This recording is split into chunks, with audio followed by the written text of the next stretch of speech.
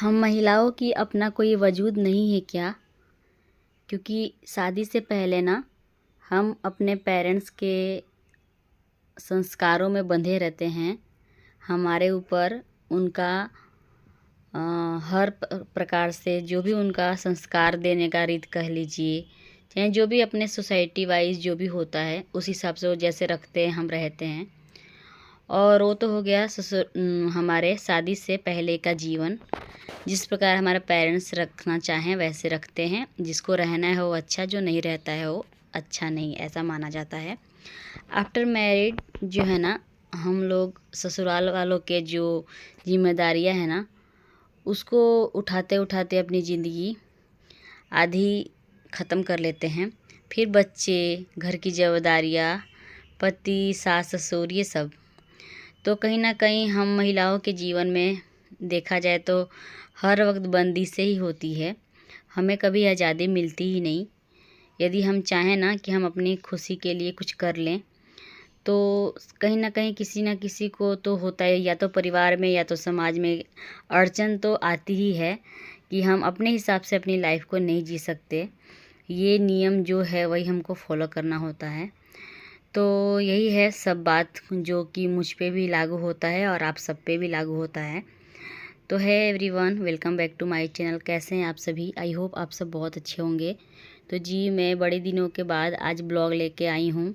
तो इसमें मैं अपने मन की कुछ बातें आप लोगों से शेयर करना चाहूँगी।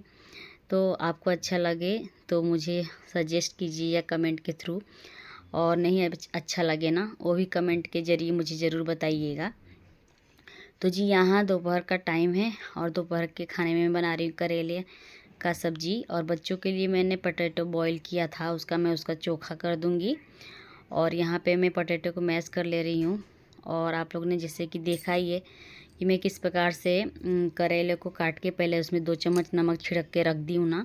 तो करेले का जो भी कड़वापन है ना, नमक वाले पानी से निकल जाता है। तो इस प्रकार से करेले बनते हैं ना, तो थोड़ा कड़वा कम लगता है। और हम बच्चे तो नहीं खाते करेले, बट हम बड़ों में भी ऐसे कोई होते हैं ना घर के लोग। जैसे मैं अपना ही बता दूँ तो बहुत कड़वे होते हैं, तो मुझसे खाया नहीं जाता। तो इस प्रकार से नमक के पानी में डाल के करेले अगर निकाल लिए जाएँ थोड़ी देर के लिए, तो कड़वे कम लगते हैं। तो यहाँ दोपहर का खाना बन रहा है, साथों के साथ मैं आ गई हूँ यहाँ बेडरूम में। और यहाँ बच्चे हैं ना, ठंडी के दिन में ना जैसे लगता है उनको ब्लैंकेट में ही घुसे रहें, इस प्रकार से माहौल रहता है।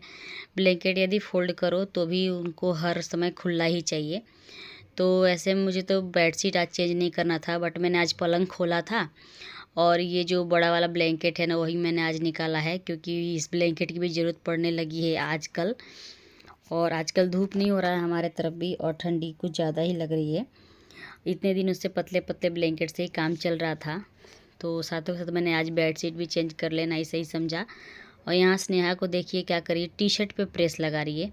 तो वही मैंने बोला उसको कि टी शर्ट पे प्रेस नहीं लगाते बेटा, शर्ट वगैरह पे प्रेस लगती है।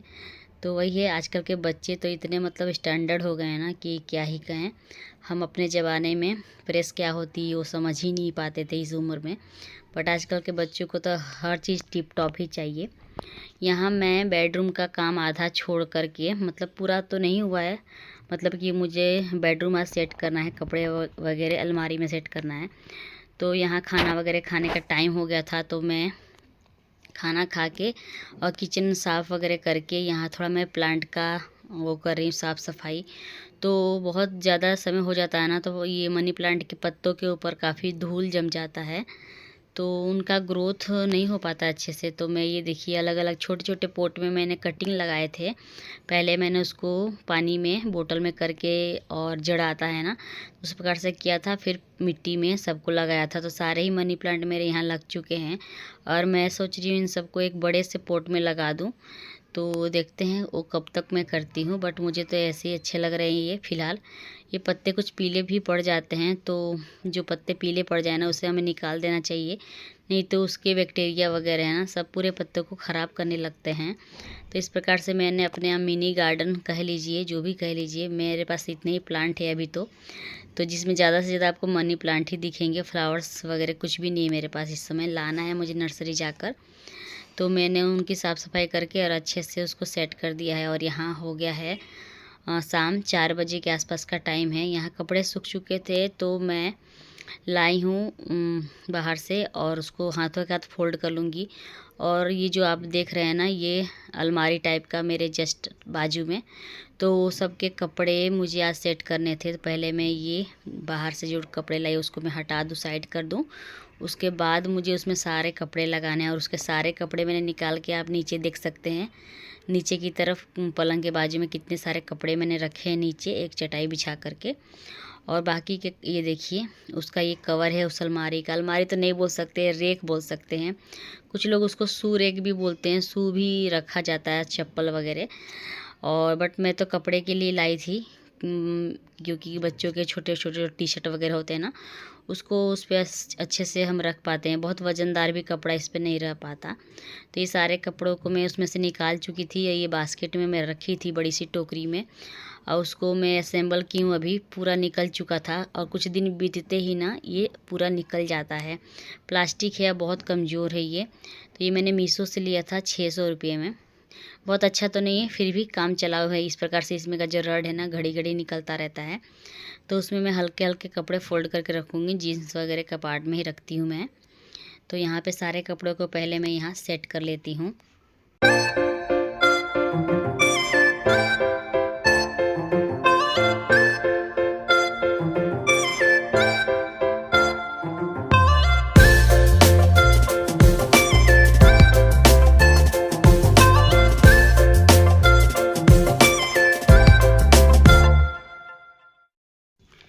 और यहाँ मैंने सारे कपड़े उस रेक में रख लिए हैं।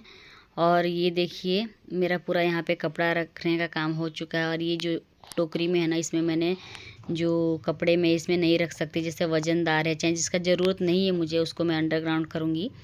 और यहाँ देखिए, इस प्रकार से इसका रड निकाल के इसमें का जो कपड़ा है ना, उसको लगा सकते हैं। और इस पे छोटे मोटे टी शर्ट वगैरह, अपने टी शर्ट वगैरह रख सकते हैं। मतलब हल्के कपड़े रखे जा सकते हैं। नहीं तो ये वज़न ज़्यादा होता है ना, तो अपने से ही निकल जाता है और बिखर जाता है। फिर काम का काम अक्सर लगा ही रहता है। मुझे भी मतलब बच्चों के कपड़े रखने के लिए एक छोटा सा अलमारी लेना है। बट वही है कि घर इतना छोटा है कि फिर हम रखने का जगह ही नहीं तय कर पाते हैं कि किस साइड रखा जाए। तो यहाँ पे हाल फ़िलहाल तो मैं इसी से काम चला रही हूँ। और जो है इस प्रकार इसके ऊपर है ना, इसको ढक देती हूँ मैं, ताकि धूल वगैरह ना पड़े। और इसमें आप लोग देख सकते हैं, इसका एक चैन बंद करूँगी और एक चैन खुला ही रखूँगी, ताकि घड़ी घड़ी बच्चे खोलते हैं ना तो टूट भी जाता है चैन। तो मैं इसको इस प्रकार से ढक लेती हूँ। और हो गया मेरा आज का जो बेडरूम में मेन काम था ना, यही काम था। तो बहुत बड़ा काम हो गया है मेरा। अब मैं आप लोगों से मिलूँगी। रात के खाने का टाइम हो गया है यहाँ पे। तो मैंने यहाँ पे सूट वगैरह कुछ भी नहीं किया था, क्योंकि मैंने आप लोगों को बताया ना, जैसे कि बताया हुआ है पहले से, कि जैसे घर में मेरे वीडियो बनाने से सबको ही प्रॉब्लम है। सबको तो नहीं कह सकती, बच्चे तो मेरे फेवर में हैं, आप लोग समझ सकते हैं। नाम लेना सही नहीं समझती मैं। तो वही है, मैंने सूट वगैरह रात के टाइम नहीं किया था। और जो भी दोपहर में मैं अकेली थी तो सूट कर ली थी। तो यहाँ रात के खाने में है पाव भाजी, बच्चों के डिमांड पे बना है। तो इसी के साथ मैं जो है ना, ये डिनर का काम मेरा हो जाता है। और फ्रेंड्स, आप लोग मुझे सजेस्ट कीजिए कि मैं ब्लॉग लेके आऊँ कि नहीं आऊँ। और ऐसे तो परिवार वालों की तरफ से कुछ ज़्यादा कुछ खास रिस्पॉन्स नहीं मिल रहा है मुझे। उन्हें ऐसा लगता है कि तुम्हें ये सब काम करने की ज़रूरत ही क्या, सब कुछ है, सब है, बढ़िया है, घर परिवार सब हैं साथ में, सब सही है। तो तुम्हें एक्स्ट्रा मेहनत करने की और समय अपना इसमें ख़त्म करने की क्या ज़रूरत है। सोशल मीडिया से पैसे कमाना इतना आसान नहीं है। तुम फैमिली पे अपना ध्यान दो और बच्चों पे ध्यान दो। तो मेरा मानना है कि खाली इस दुनिया में मेरे ही बच्चे हैं, और सब जो कर रहे हैं वो कैसे कर लेते हैं, यानी हम में वो गट्स नहीं है कि हम कर पाएंगे, जैसा ऐसा लगता है। तो आप लोग प्लीज़ मुझे सजेस्ट कीजिए। मैं यहीं पे ये ब्लॉग एंड करती हूँ। Thanks for watching friends. Tata bye bye, take care.